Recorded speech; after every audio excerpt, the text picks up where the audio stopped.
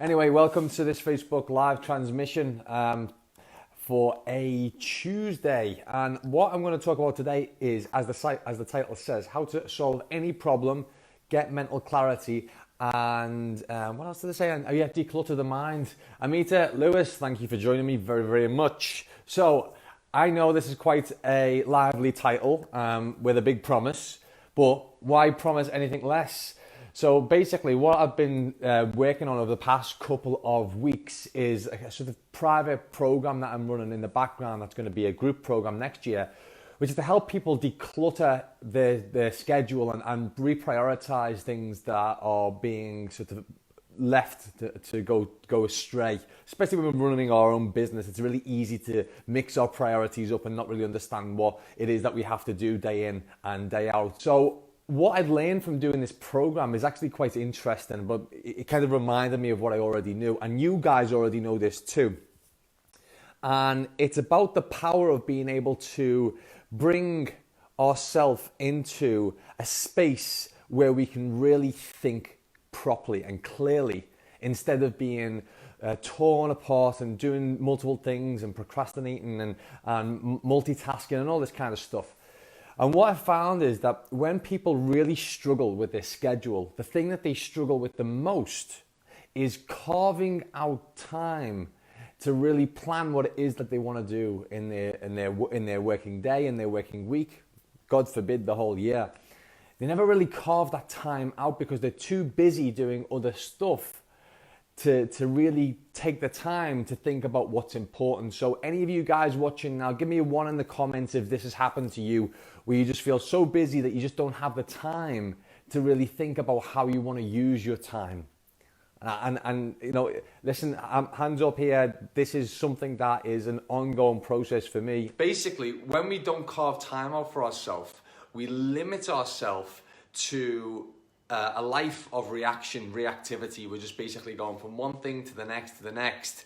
And we use our life as like a battering ram, trying to constantly get into a sense of feeling like we're doing something, but never really feeling like we're doing anything. And this is something that I see happen so often, especially with new entrepreneurs, is this sense of overwhelming need to justify every single hour of the day. You know, this sense of, oh, well, if I'm not doing something here, then I'm being lazy and I'm going to fail. You know, these kind of ideas that start going through our minds. And they're frightening thoughts, and they're not very inspiring thoughts, that's for sure. And yet, they are always going on in the minds of most entrepreneurs, especially in the early days when they haven't got a system in place that tells them what it is that they need to be doing each and every single part of the day. But that's for another conversation, and the ability to be able to create a really powerful schedule and things like this, I'm going to leave for another live. But this live in particular, I want to answer the question which I'm sure all of you are wanting to have answered, which is how the hell do we solve any problem, get mental clarity, and declutter our mind? Well, it's like this. The first part of creating a really powerful schedule that I've learned from doing this for years now, and especially with myself, is the first thing that we want to carve out is the most important time. We want to set our priorities straight, so we want to put all of our most important time on the calendar first so that no one else takes it. And this is so easy. It really happens super fast, because if we don't choose the time that we're going to use for ourselves, someone else will just take it. They'll just take it. And it's not done in a nasty way, but it just happens. And it can be our wife, it can be our best friend, it can be our job, it can be anything, right? Literally anything. So the time that needs to be carved out first is for us, and it's for creative thinking. 2 hours of creative thinking time. What would change in your world right now if you give yourself permission to have 2 solid hours of creative thinking time? And what that means is you and a pen and a pad of paper and a quiet space, a quiet room, no phones, no digital media, no interruptions, just silence and your own sustained thoughts And maybe you want to take a couple of big ideas in with you. Maybe you want to take a couple of key ideas in with you into that room, into that quiet room that you want to have answered. Ideas like, how can I double my income next year? Ideas like, how can I be twice as productive this week as I was last week?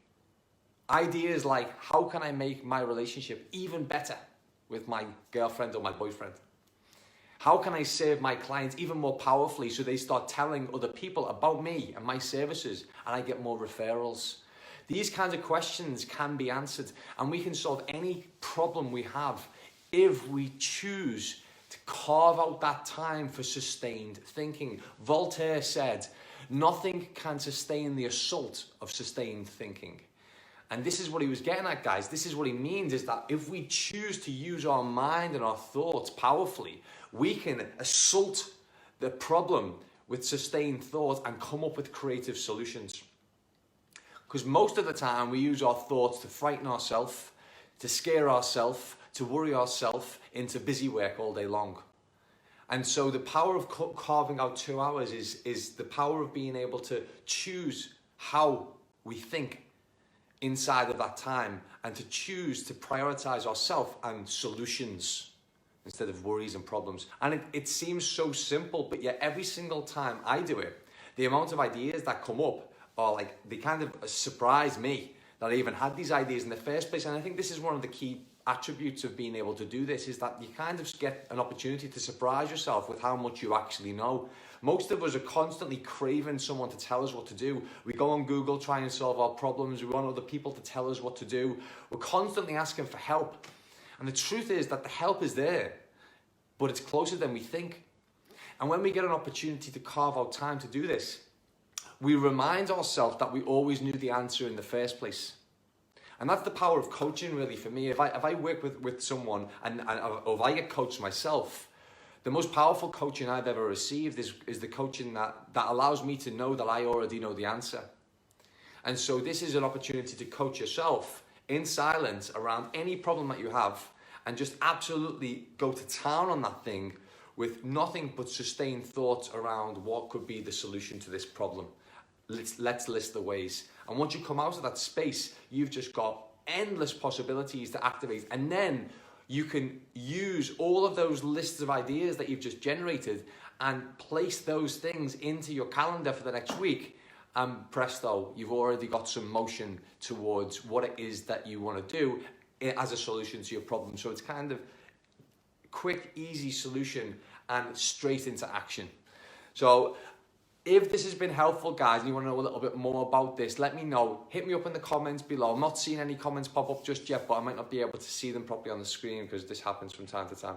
But yeah, please do let me know if you would like to know a little bit more about how I do this, how I organize things. I'm going to be doing another live on Thursday, which is all about how to really create a schedule that serves you, and using this carved out creative thinking time to really enhance that is the first step, absolute first step. Even if you don't have a schedule, just having this carved out creative thinking time will really make a massive difference in the way that you just organize and think about what's important, because all the priorities will just start to surface and they will just filter out. The noise will filter out, the worried anxiety, thoughts that are just bubbling around the mind, the ones that are just circling again and again and again, they start to fade away. And what's left is just the most important stuff, clarity around those things that really matter, and an absolute sense of what's important. And that's really what we need to decide to do anything. We just need to know what's important. The moment we know what's important, we just act on it. You know, that's why we're great in emergency situations. In an emergency situation, we see something happen, it's super obvious that that's important, and then we just get into action. That's why you see people running into houses that are on fire and hearing about all of these different sort of crazy behavior that happens when people see, oh fuck, that's important, and now I'm just in action. And that's what's missing.